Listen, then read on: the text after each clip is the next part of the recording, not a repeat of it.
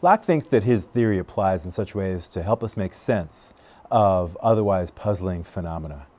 So, for example, he's going to apply his theory to examples that involve, for instance, sleepwalking.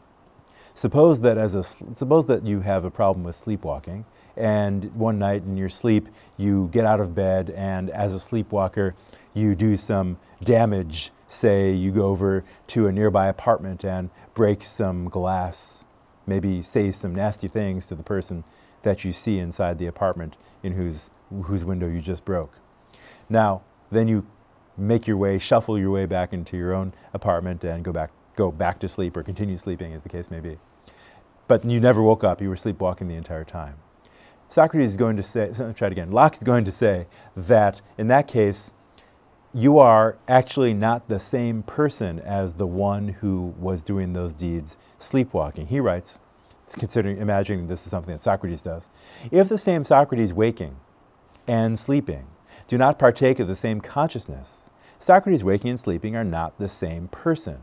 And to punish Socrates waking for what sleeping Socrates thought and waking Socrates was never conscious of would no more be right than to punish one twin for what his brother twin did, whereof he knew nothing, because their outsides were so like that they could not be distinguished. So just as it would be unfair to punish me for something that my identical twin brother, my evil twin, did, that would seem wrong. I shouldn't be responsible for what my brother does, even if we look exactly alike.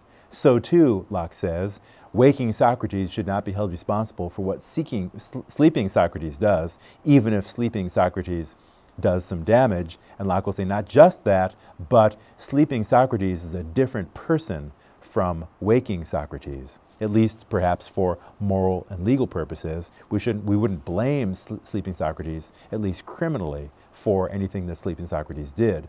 Let me try it again. We wouldn't blame waking Socrates for what sleeping Socrates did in a situation of the sort that I described. Now, you might have doubts about whether it's the same person. You might be more inclined to think that it is the same person, but you can see where Locke is coming from with regard to issues of moral responsibility. I suspect in American law, we probably would hold even waking Socrates legally, and more precisely, civilly responsible for any damage that sleepwalking Socrates does. But we might wonder whether or not that applies in a direct way to issues of personal identity over time.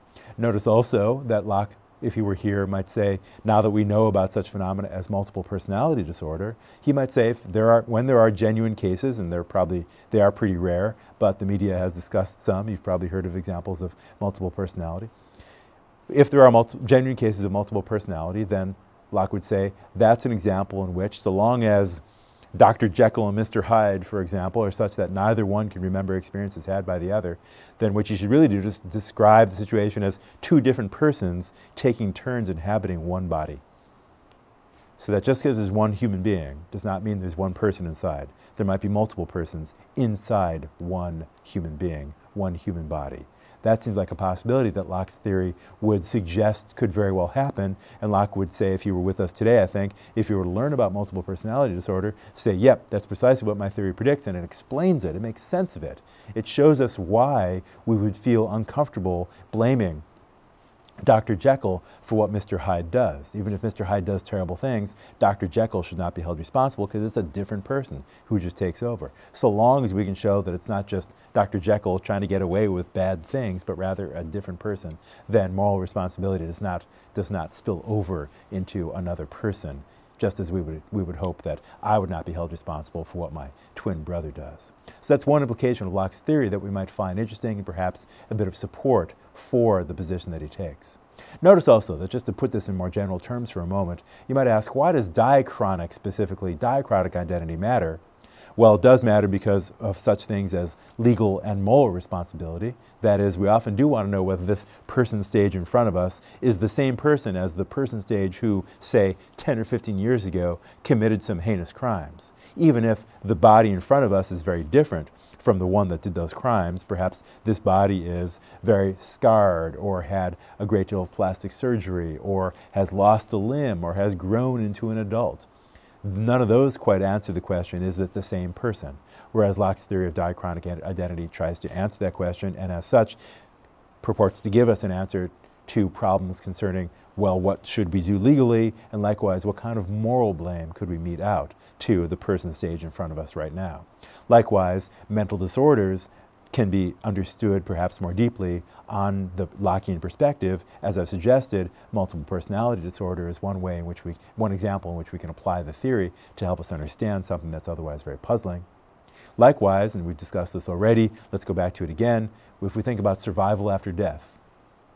Without being theists, we can still at least conceive of the possibility, it seems, although Ryle is now one voice we've heard that's going to be deeply skeptical of the possibility of surviving after the death of our bodies. Nevertheless, Locke and many other philosophers, theists, and everyday folks take the possibility of continuing to exist, being the same person that was there before, in spite of the destruction of my body. They'll take that possibility very seriously, but then they'll need to give an account of how that's possible. Locke is going to say, I've got an account of how that's possible. I can tell you precisely what could happen.